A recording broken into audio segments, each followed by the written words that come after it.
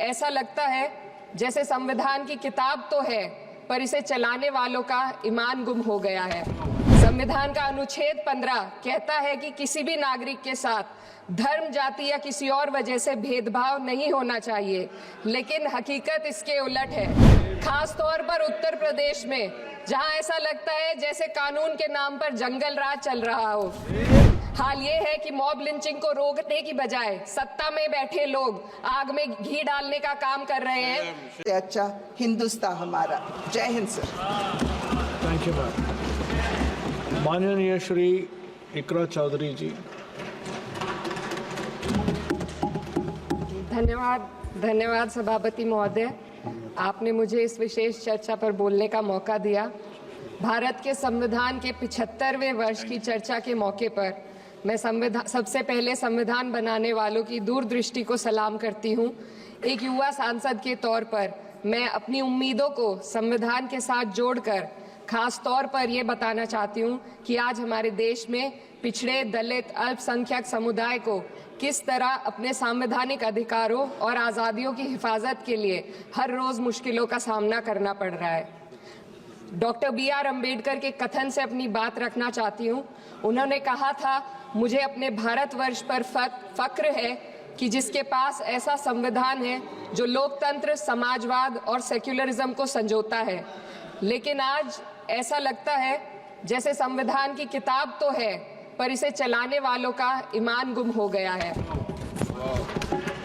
आज हिंदुस्तान में हर वर्ग को किसी न किसी चुनौती का सामना करना पड़ रहा है, मगर अल्पसंख्यक, खासतौर पर मुसलमानों पर जो कहर टूटा है वो किसी से छुपा नहीं है। ये लोग सिर्फ अपने मजहबी पहचान की वजह से निशाने पर हैं।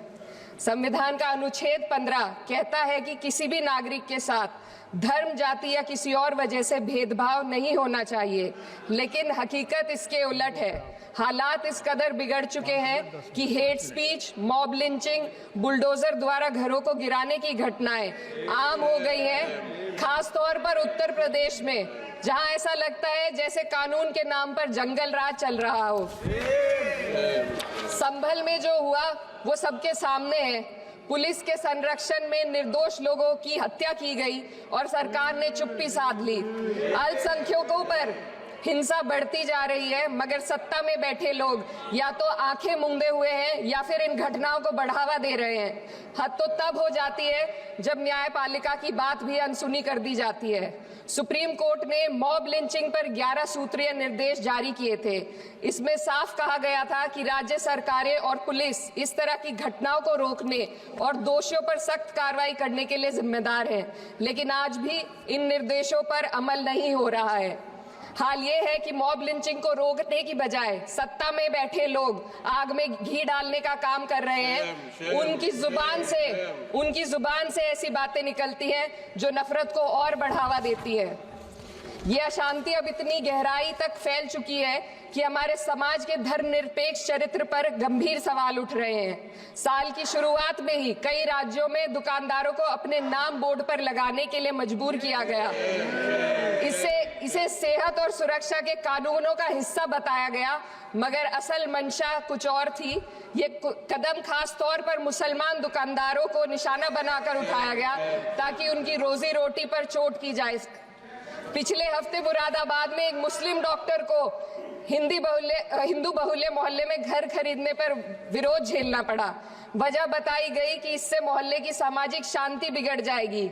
अब आप ही बताइए, क्या ये वजह सही है, जायज है? असल में ये छोटी बड़ी घटना इस बात का सबूत है कि सांप्रदायिकता को बढ़ावा देने वाले बयान और नीतियां हमारे समाज को अंदर से खोखला कर रही है। उत्तर प्रदेश में यति नरसिंहन ने बेहद घटिया बयान दिया, लेकिन सरकार इन बयानों पर कोई कार्रवाई नहीं कर रही। हेट स्पीच न केवल जनमानस के विचारों को प्रदूषित करती है, बल्कि इससे अब संवैधानिक पदों पर बैठे लोगों को भी प्रभावित कर दिया है। अभी हाल ही में माननीय उच्च न्यायालय इलाहाबाद के माननीय न्यायाधीश ने ऐसे बयान दिए जिसका संज्ञान खुद सुप्रीम कोर्ट को लेना पड़ा। संविधान के अनुच्छेद 29 और 30 ने अल्पसंख्यकों को उनके मजहबी और सांस्कृतिक हक दिए हैं ताकि वो अपनी पहचान को बचा सके और अपने संस्थान चला सके, लेकिन आज उन्हीं हकों पर हर तरफ से चोट की जा रही है। वक्फ जैसे बिल लाकर उनके धार्मिक अधिकारों को छीनने की कोशिश की जा रही है। आज अल्पसंख्यक समुदाय को संविधान द्वारा दिए गए अपने बुनियादी अधिकार पाने के लिए लंबी लड़ाई लड़नी पड़ रही है। ऐसे कई मामले अदालत ने न्याय देकर संविधान की रक्षा की है, लेकिन अदालती प्रक्रिया में जो समय लगता है उसकी वजह से देश के सामाजिक ताने बाने को भारी नुकसान उठाना पड़ता है। मिसाल के तौर पर इलाहाबाद हाई कोर्ट ने 2004 के मदरसा एक्ट को रद्द कर दिया था, जिससे मदरसों के संचालन पर सवाल उठे। हालांकि सुप्रीम कोर्ट ने बाद में इस फैसले को पलट दिया और एक्ट को वैध करार दिया, लेकिन इस प्रक्रिया में जो समय लगा उसने अल्पसंख्यकों को बेचैनी और संघर्ष के दौर में डाला है। इसी कड़ी में प्लेसेस ऑफ वर्शिप एक्ट 91 भी आता है और कई अन्य अधिकार, उन्हें भी इसी तरह अदालती लड़ाइयों में उलझाया जा रहा है। ये स्थिति न केवल अल्पसंख्यकों के अधिकारों की राह में रुकावट है, बल्कि justice delayed is justice denied जैसी कहावत को सिद्ध करती है। मैं इस सदन से दुनिया भर के अल्पसंख्यकों की आवाज उठाना चाहती हूँ, खास तौर पर हमारे पड़ोसी देश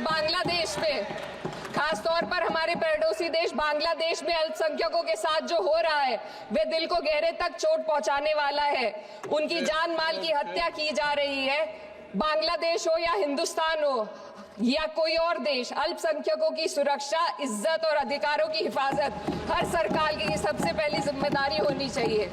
मैं इस सदन से अपने देश के अल्पसंख्यकों के साथ बांग्लादेश के पीड़ित अल्पसंख्यकों की आवाज को एक साथ उठाना चाहती हूँ।